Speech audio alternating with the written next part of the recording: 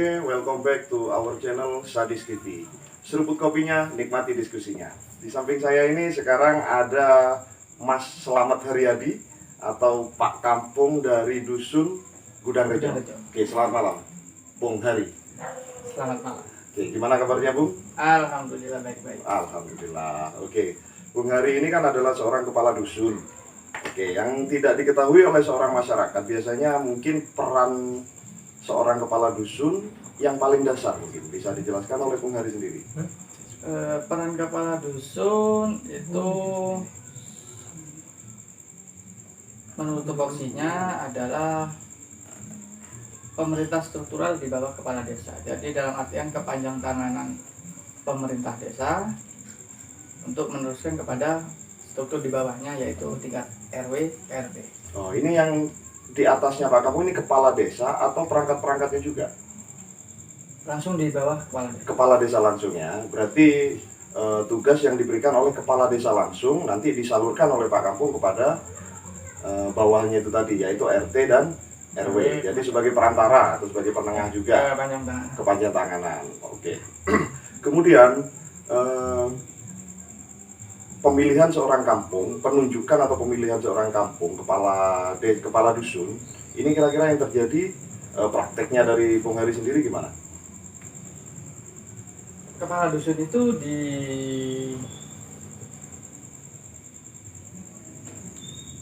proses untuk menjadikan suatu kepala dusun itu ada banyak macamnya. Kebetulan saya kemarin melalui mekanisme seleksi penjaringan. Berarti ada proses seleksi penjaringan melalui tes. Oke, tesnya apa saja mungkin waktu itu, Pak? Tesnya tes tulis dan juga sedikit tes wawancara. Kalau syarat secara administrasi mungkin?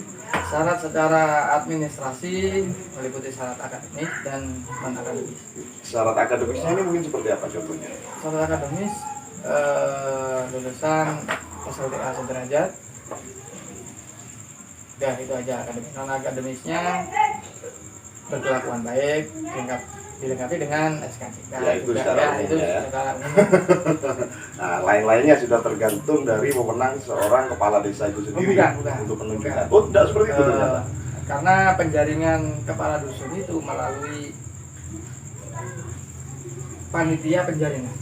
Yang dibentuk oleh tingkat kecamatan. Oh, kecamatan. Tes juga oleh pihak kasih pemerintahan kecamatan. Oh, jadi yang menyajikan tesnya itu bukan kepala desa sendiri ya? Bukan ya? Tapi dari pihak kecamatan. Ya, gitu. Dari kasih pemerintahan. Oh gitu. Oke. Kemudian tupoksi seorang kepala dusun mungkin Bung Hari bisa jelaskan. Secara tupoksi kepala dusun hanya sebagai seperti tadi saya bilang sebagai kepanjang tanganan pemerintah desa untuk menjalankan tugas-tugas pemerintahan, karena jangkauan ke masyarakat itu kepala dusun lebih dekat. Iya betul. Jadi untuk kepengurusan surat adminduk ataupun yang lain-lainnya itu melalui RT RW dan juga kepala dusun. Oke, kita bicara adminduk. Berarti misalnya ada seseorang yang meninggal, mungkin seperti itu ya yang dimaksud adminduk ya. Kemudian ada yang mau nikah mungkin gitu, atau mungkin ada menambah jumlah penduduk seperti kelahiran juga, seperti itu ya yang dimaksud ya. Oke, berarti misalnya kita bahas tentang adminduk. Di sini kan kita tahu contohnya mungkin ada orang yang meninggal atau mungkin ada yang mau menikah.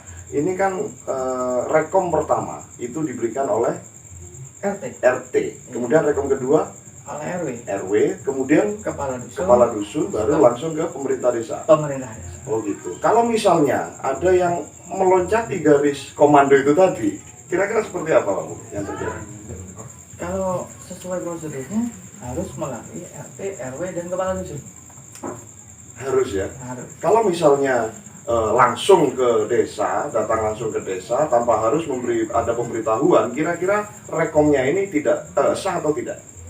Bukan antara rekomnya sah atau tidak, itu juga tergantung masyarakatnya sendiri.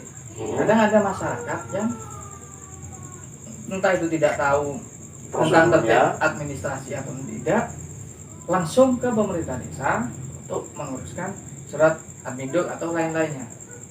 Harusnya ketika hal seperti itu terjadi, RT, RW, dan kepala dusun. Nah ya, misalnya hal seperti itu sudah terjadi, harusnya pihak pemerintah desa itu memberi kabar harusnya ya, kepada kepada dusun, kepala dusun. Nanti RT, biar kepala RW, dusun yang RT. menyampaikan juga ke RT RW-nya. Harusnya seperti itu ya. Oh gitu. Jadi Karena misalnya ada yang paling tahu warganya adalah ketua RT. Ketua RT gitu ya. Oke, Pak Pung sendiri kan di sini ada lumayan banyak kakak ya dalam satu dusunnya. Iya. Kira-kira berapa kakak itu ya? Kalau kakak Terhitung. kurang lebihnya 400. Kalau jiwa 1320. Kurang lebihnya segitu ya. Oke. Kemudian untuk kepengurusan adminduk sendiri itu kan juga ada yang di sana ada pajak. Pajak ya. Nah, kira-kira peran kepala dusun terhadap pajak ini seberapa besar, Pak? Kepala dusun ini adalah sebagai petugas pemungut pajak. Petugas pemungut pajak ya. Ditunjuk oleh Bapeda, Badan Pendapatan Daerah. Oh gitu. Hanya untuk pajak PBB, bukan pajak lain-lain. Oh, hanya untuk PBB saja. Jadi peran seorang kepala dusun itu bisa dibilang langsung dari Bapeda, harus melalui kepala desa mungkin. Melalui salah satu kasih di pemerintahan desa. Oh gitu.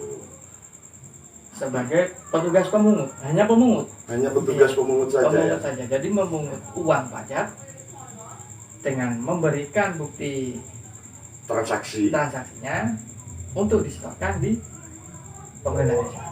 Oh gitu. Jadi kepala desa itu harusnya dalam hal PBB, pajak PBB Ya. itu hanya menerima dari Kepala dusun. Yang mana kepala dusun ini adalah memang pemungut pajak yang ditunjuk langsung oleh BB apa tadi? Bapeda. Oh kayak gitu. Itu prosedur yang ada seperti itu ya, Pak. Iya. Nah, kemudian mungkin ada beberapa yang melenceng dari hal tersebut, atau mungkin kepala dusunnya tidak terlalu tahu dalam hal itu, akhirnya diserahkan kepada kepala desa atau mungkin perangkat-perangkat desa, mungkin hal seperti itu. Yang mana prosedurnya kan harus kepala dusun sebagai pemungutnya. Kira-kira apa yang terjadi jika hal seperti itu ada? Karena semua yang ada aliran uangnya pasti berpotensi untuk penyelewengan. Sensitif ya? Iya. Dan tergantung individu-individunya. Oke, gitu. Misalnya terjadi, adakah sebuah apa ya kalau bisa dibilangnya? Kalau apa ya, rumor atau beritanya ya ada aja kepala dusun yang menyelewengkan uang pajak. Rumor seperti Bukan itu menyelewengkan, istilahnya uang pajak masih dipakai oleh kepala dusun. Oh gitu. Karena berupa transaksi uang, bukan transaksi elektronik. Harapan saya ke depannya semua transaksi ini elektronik, jadi tidak ada uang tunai. Oke gitu ya. Jadi kita sesuai aplikasi gitu ya. Jadi transaksinya ini benar-benar transparan gitu ya. Iya. Oke, peran kepala dusun yang paling sensitif lah itu bisa dibilang di bidang pajak itu tadi ya, Pak Mung ya.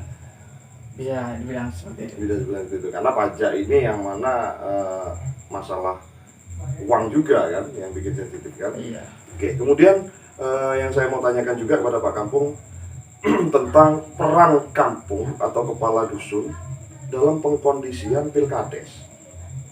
Kira-kira seberapa besar peran seorang kampung? Misalnya kan pilkades ini kan urusan politik ya. Ada peran seorang kepala dusun dalam Pengkondisian pilkades. Pengkondisian Kira-kira pilkades. harus berperan bagaimana gitu loh. harus bagaimana? Saya tidak bisa menjawab karena saya belum Mungkin melalui aturannya seperti tahap apa? pilkades. Kalau aturannya semua perangkat desa harus netral. Harus netral ya. Ya. Tapi Pak Mun sendiri mungkin yang tahu di Saya masih prakteknya, belum. meskipun sebelum mungkin Sebelumnya juga saya rasa tidak ada yang mencolok. mengkondisikan saya. Udah ada yang mengkondisikan. Oke, tidak ada yang mencolok juga ya. Iya. Nah, kira-kira apapun, misalnya ada kepala dusun yang tidak netral dalam hal tersebut, apa ini termasuk pelanggaran?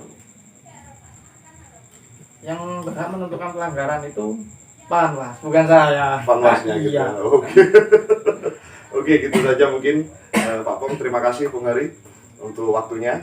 Kita akhiri dulu Sadis TV untuk malam ini. Jangan lupa saksikan terus Sadis TV di channel YouTube. Seruput kopinya, nikmati diskusinya.